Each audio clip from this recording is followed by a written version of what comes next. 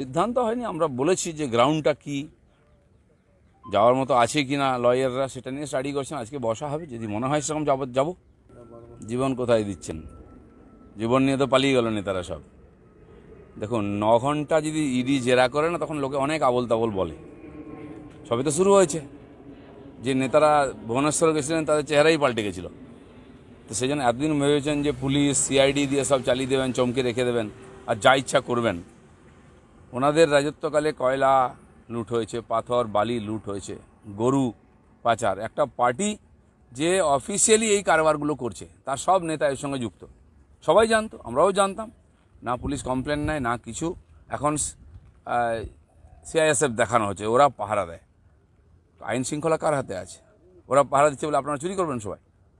এতদিনে এই কমপ্লেন করতে করতে আজকে কোর্টও শুনেছে এবং তারা কোনো না কোনো স্টেপ নিচ্ছে।